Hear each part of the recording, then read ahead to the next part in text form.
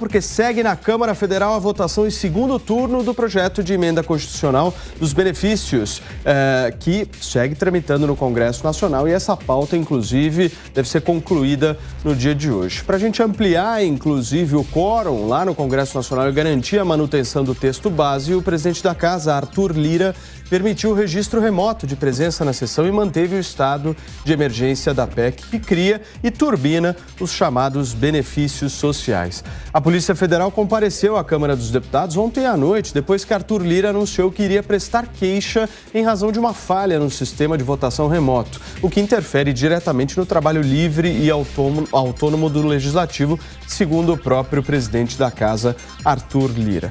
Nós vamos à nossa enquete de hoje, que é sobre esse tema. Você acha que a aprovação dessa PEC dos benefícios eleva o apoio da população ao governo Bolsonaro? Você acha que tem benefício eleitoral? Em resumo dessa pergunta, sim ou não? Vai lá, jovempan.com.br, vota, participa. No final do programa eu trago aqui o nosso resultado parcial.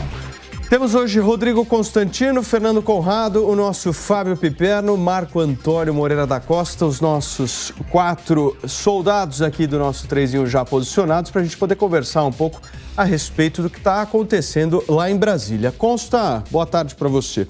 Teve até problema na internet ontem. Foi só um problema, você acha? Como é que você viu isso? Boa tarde, Paulo. Boa tarde a todos, aos colegas e à audiência. Veja, eu não sei dizer e eu não quero ser leviano, né? 3 vezes o mesmo tipo de problema, a gente pode suspeitar de algum tipo de fraude, de ataque, de malandragem. Mas mesmo que seja uma falha, né? Chama a atenção que a Câmara dos Deputados, que vota as leis do país, as PECs, as emendas constitucionais, tenha esse tipo de problema. A conclusão que a gente chega, Paulo, é que realmente a única coisa inviolável é mesmo a urna eletrônica que o Brasil, o Butão e Bangladesh utilizam. O resto está sempre sujeito a falha da internet, a excesso de tráfego, a hacker e coisas dessa natureza, né? Então, fica essa constatação acerca do que aconteceu, que até a Polícia Federal foi chamada ontem à noite lá na Câmara para investigar o que estava acontecendo. Muito bem. Piperno, me explica uma coisa. Explico. Como é que a oposição está gritando do jeito que está gritando hoje e está votando a favor? Paulo, boa tarde aos colegas. Eu imagino que a aprovação de tudo isso, né? Inclusive, há poucas horas, há poucos minutos, já passou mais um pedaço dessa PEC, também tenha sido assegurada depois que o hacker que inviabilizou tudo ontem tenha sido pago, né? Porque a gente conhece bem como que é a história do calote no hacker, uma tese disseminada pelo presidente Bolsonaro em relação à eleição de 2018. Mas, Paulo, eleição explica tudo. É muito difícil para um político em um ano eleitoral falar, aliás, foram só 14 deputados que votaram contra, né? Ele dizer, eu sou contra essa PEC que vai dar dinheiro para tanta gente. Eu sou contra uma medida que vai colocar mais alguns trocados na mesa, por exemplo, de quem ganha tão pouco. Eu sou contra uma medida que, por exemplo, vai ajudar a dona de casa das regiões mais remotas do país a comprar gás, né? Que hoje está tão caro. Então é óbvio que também vem aí o instinto de sobrevivência do político. Repito, só 14 votaram contra, na maior parte deputados do Partido Novo, teve um do PT da Paraíba, teve a deputada Joyce Hasselmann, enfim, alguns poucos aí, e lá no Senado somente o senador José Serra votou contra isso. Agora, a questão é que não se trata apenas disso, né?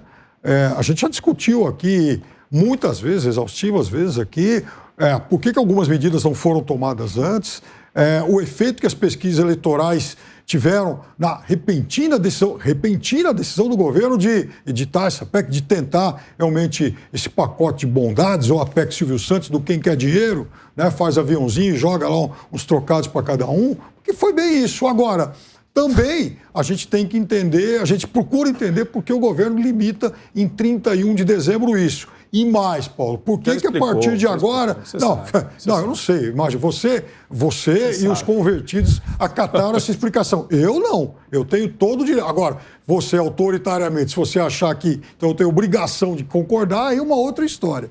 E aí, também tem né, Paulo, a questão do que vai acontecer nas próximas eleições. Cada vez que um político tiver numa situação eleitoral incômoda, ele vai lá, ele atenta contra a Constituição, inventa aí um estado de emergência e aprova o que ele quiser, em ano eleitoral, inclusive. Muito bem. Marco, pegando desse ponto aqui do Piperno, o governo teve 2 importantes vitórias até o momento. A gente continua acompanhando essa votação em segundo turno que acontece agora na Câmara dos Deputados. A primeira foi justamente de fixar o Auxílio Brasil de R$600 até o final do ano. E a segunda vitória foi justamente da criação do estado emergencial. Esse estado emergencial hoje, ele existe mesmo? Boa tarde, Paulo. Boa tarde a todos. Piperno, vou fazer uma pergunta de sim e não. Foi golpe o impeachment da Dilma? Foi. Tá bom, então beleza. Então aqui a gente tem mais ou menos uma ideia de como funciona a análise do Piperno quando se trata de temas relacionados à Constituição Federal. Ele erra e erra feio. Não foi golpe. Foi um processo regular de impedimento da presidente da República por crime de responsabilidade. É simples, Paulo. Democracia é voto. Você tem o parlamento, você tem a Constituição, você tem as regras do jogo que são postas. Quando você tem maioria suficiente para mudar a Constituição e você estabelece que, em virtude da situação vivida no Brasil e pelo mundo inteiro, né, é só você olhar um pouquinho para fora que você vai ver inflação na Europa, inflação nos Estados Unidos como nunca antes visto. Você vê um problema de cadeia produtiva ao redor de todo o mundo. Falta peça para o mercado automobilístico aqui no Brasil e em vários países do mundo.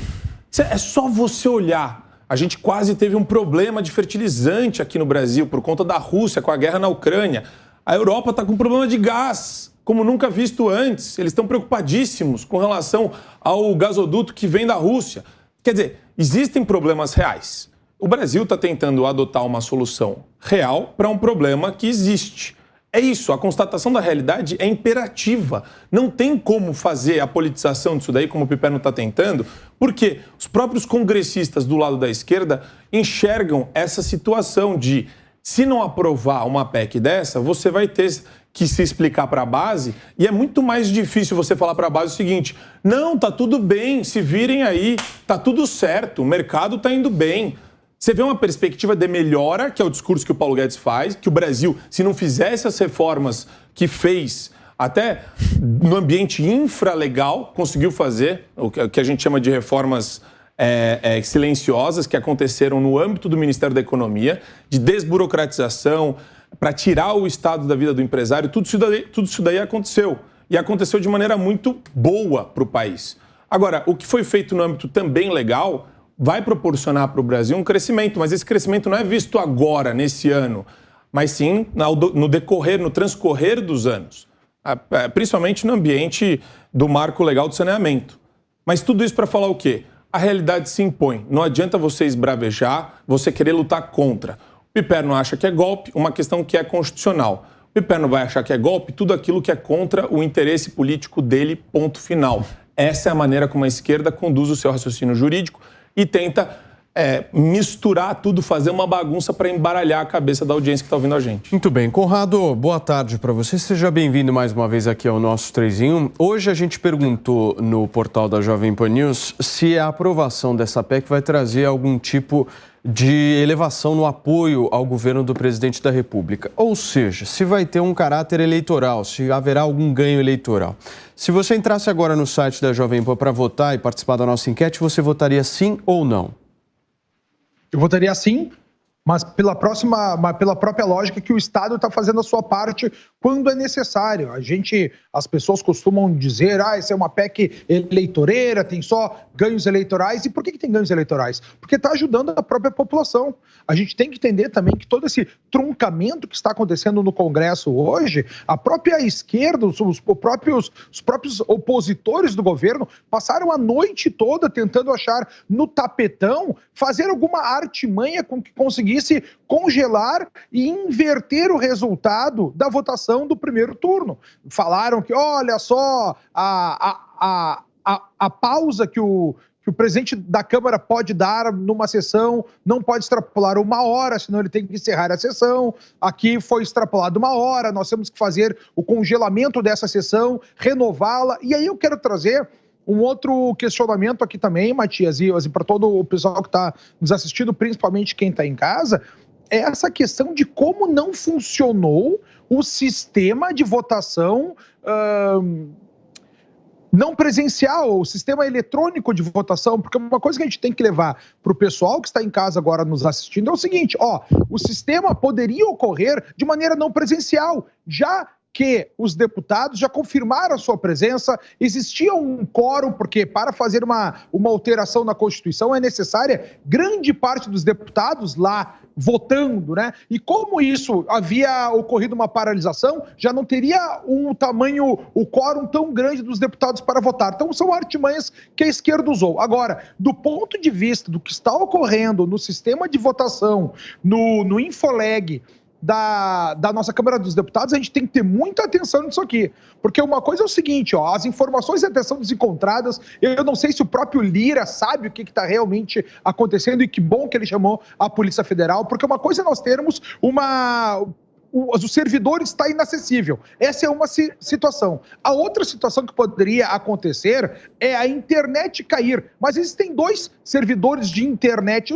e um deles, inclusive, já confirmou que tudo funcionou plenamente bem. Aí existe a rede interna da Câmara, que são o sistema de dados de cabeamento feito pela própria Câmara. O que foi que deu problema? Se aconteceu algum problema nessa parte, é a mesma coisa que cair 2 raios no mesmo lugar, dificilmente poderia acontecer, mas isso é uma coisa. A outra coisa é nós termos um problema no sistema de votação. E essa é a 3ª vez que votações importantes têm um problema acontecendo. Aí o Constantino fez uma brincadeira ali, que eu coaduno com ele, você está tendo tanto problema, vamos chamar as urnas eletrônicas lá do nosso TSE, né, para que seja feita a mesma tecnologia, mas isso aqui tem que ser plenamente investigado, senhores, meus amigos, é o sistema de votação da nossa Câmara Federal, é o sistema que escolhas sobre as nossas vidas estão sendo tomadas, e o que a gente tem aqui é uma incerteza sobre qual o problema que está impedindo votações importantes. Isso aqui é o ponto que eu quero trazer na minha primeira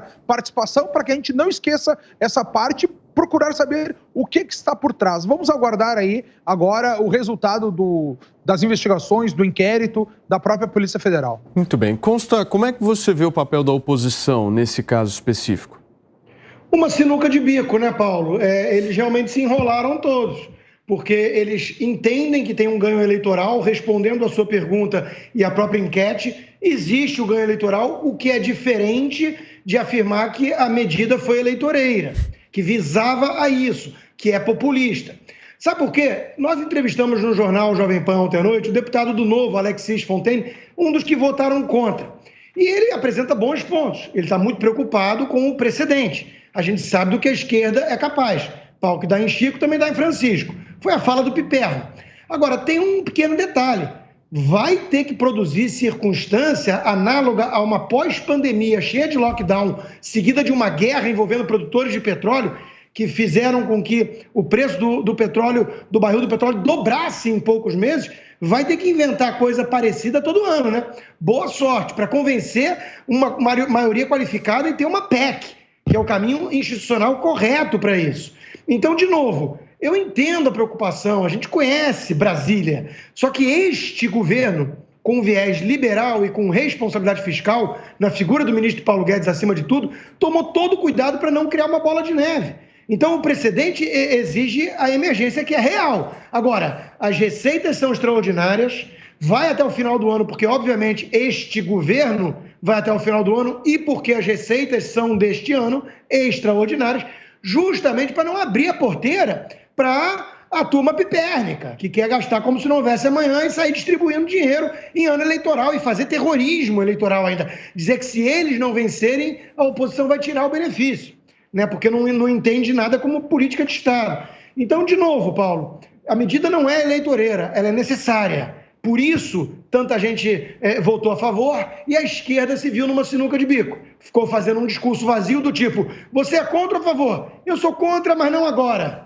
Quer dizer, é uma coisa meio brincadeira até, né? É só assim, eu sou contra porque o Bolsonaro vai ter dividendos políticos. Essa é a resposta sincera se essa turma fosse sincera. Né? Nas entrelinhas é isso que eles estão dizendo. Então, assim, não vai ficar replicando todo ano de eleição, porque nós acabamos de sair de uma pandemia com lockdown seguido de uma guerra. A inflação é a maior nos Estados Unidos em 40 anos. 40 anos! Então, boa sorte com quem achar que vai criar uma narrativa de que há esse tipo de emergência todo ano eleitoral. Fala, Conrado.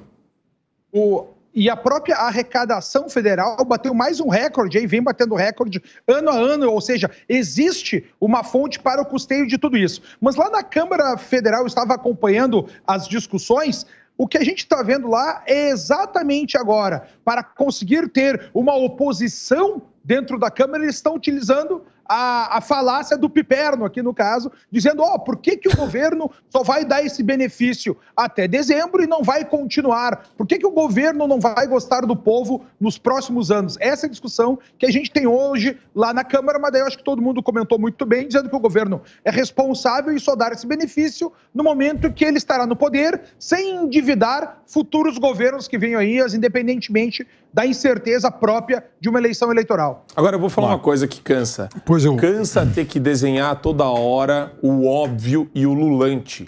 Isso é uma coisa que cansa, viu, Paulo? Eu percebo que no debate entre esquerda e direita existe um oportunismo gigantesco por parte da galera de esquerda querendo toda hora melar o jogo. É o seguinte, o jogo tá melado, é golpe, tá tudo errado, é um bando de canalha. Quando não tem mais argumento, eles jogam tudo pro alto, assim. Eles querem... Sabe criança mimada? Que pega o tabuleiro que você tá jogando e joga tudo pra cima, as pecinhas, e embaralha tudo? Parece isso. Chega a ser ridículo. Porque quando você vê lá em Brasília tudo acontecendo de acordo com o ambiente institucional, tá tudo bem. O que a gente tem denunciado aqui o tempo todo no 3 em 1? Quando vem o Supremo e age fora do ambiente institucional estabelecido pela Constituição. É isso que a gente está denunciando constantemente. Aí quando vem um discurso translocado falando, não, isso daí é golpe, isso daí é estelionato eleitoral. Pô, cara, então, sabe, você tá insatisfeito com o quê? Qual que é o problema? O que você está acusando? É nada, é vazio. O discurso é vazio. Ele não preenche absolutamente nada. Ele não é propositivo. Não existe nenhum viés propositivo no discurso da esquerda hoje. Por isso que o ataque piorou. Por isso que o ataque vai voltar, e a minha previsão é essa, que o ataque vai voltar a piorar. Daqui a pouco vai voltar esse negócio de Bolsonaro genocida, que nem o Lula já começou a falar nos palanques. O Lula dança em cima de gente morta o tempo todo. Ele falou no último discurso que ele fez recentemente, das 700 mil pessoas que morreram por causa da Covid, falou que o Bolsonaro não prestou solidariedade a elas, alguma coisa nesse sentido. Quer dizer, isso é o discurso de quem não tem nada do que falar da atual gestão no momento atual. Agora, Marco, a gente não chegaria ao ponto, porque não somos como a esquerda, de dizer que o Lula, por conta dessa demagogia barata, desse oportunismo todo, não é um ser humano. E isso a gente jamais faria, até porque acho que teria consequências. E só para melhorar um pouquinho a sua analogia, não é uma criança mimada, é um pombo. Porque além de melar tudo, né, e defecar no tabuleiro, ainda sai de peito estufado, achando que venceu, porque meteu o rótulo no opositor. Bom, eu vou tentar falar, mas... Constantino falou que você está numa situação difícil hoje, você acha? Eu? A troco de quê? Não, até porque ele falou conjuntura até porque ele falou em defecar, de fato. A direita está defecando bastante e jogando fezes em palanques alheios, né? Então agora as fezes da direita viraram arma, inclusive, para ofender, para tentar manchar, para tentar jogar esse cheiro, esse odor fedorento. Você não sabe se a pessoa que jogou fezes é de direita ou esquerda. Tem um que eu sei. Inclusive tem relato. Tem um que eu sei. Inclusive tem relato. Peraí. Vamos lá. A saída do Piperno foi boa. Pois é, Constantino. Você sabe que eu te respeito também, a gente discute muito, mas...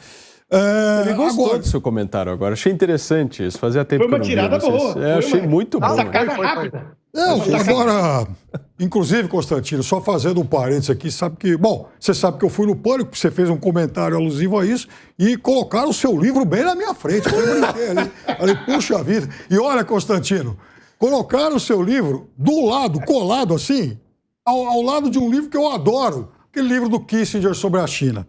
Sim. Mas você estava bem acompanhado hoje.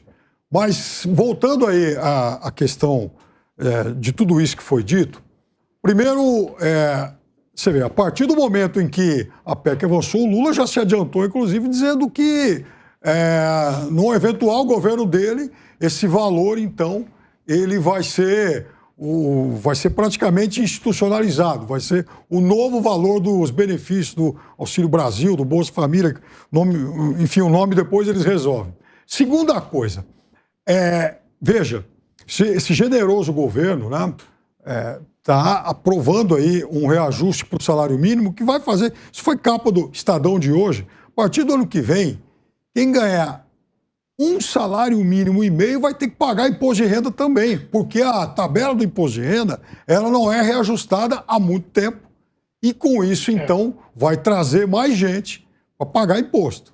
O governo podia olhar atentamente esses pobres. Vejam, o governo vai fazer... Essa correção da tabela é um issue e tem que ser feita assim. Agora, eu entendi uma coisa, Bolsonaro é populista por propor até dezembro um aumento num clima de emergência que você reconhece que existe. O Lula não é o clima de emergência, Constantino. Não, mas a medida não, mas aí que tá o negócio. Você vê como que é grave isso aí que você falou.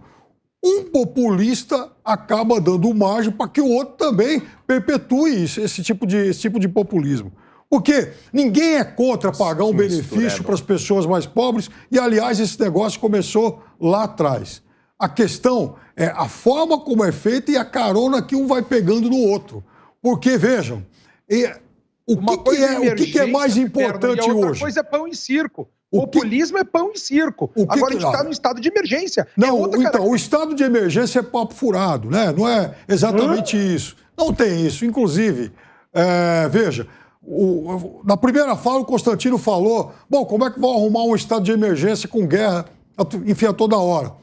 Constantino, a Constituição prevê que, por exemplo, tragédias naturais podem ser já a decretação disso. Então, amanhã depois, se tiver uma enchente não sei onde, o governo vai lá, pegando uma carona nisso, decreta também um estado de emergência se ele tiver maioria. Então, veja, olha o perigo, olha só como se abriu agora a porteira para qualquer coisa. Por isso que a gente dizia que lá atrás tinha que ser mais bem, enfim, discutido. E agora torna-se, sim, uma medida eleitoreira. Mas peraí, o Piperno ele está errando de novo. Não. Porque faltou leitura do texto constitucional. Não é maioria. 3/5 nas duas casas, em 2 turnos. 308. Maioria. 308. Maioria, ok, eu vou dar um número que talvez ele não tenha. Tem que falar direito. 308, mal, 308 de 513. Eu não estou errando. 308 não é mais do que a metade dos presentes. E Marco, além de tudo, eu acho que o Piperno aí numa espécie de, não vou nem dizer ato falho, não, mas ele acabou denotando a mentalidade da esquerda. Sim. É isso aí, quer dizer, vamos aproveitar ali uma enchentezinha para fingir que está acontecendo com o mundo que está acontecendo hoje. Você caiu numa armadilha ruim agora. Você caiu. Famosa narrativa. Rodrigo Constantino, você caiu numa armadilha ruim. Eu disse que qualquer um que seja agora pode utilizar uma enchente para isso. Seja o Lula, seja uma Simone Tebet, seja, por exemplo, um Pablo Marçal, ou então, Constantino, 3/5 da Câmara e a população. Ou Constantino, ou então, alguém eleito daqui 8, 10 anos. Eu estou dizendo para você que o precedente está aberto para que, a qualquer momento, qualquer governante faça isso.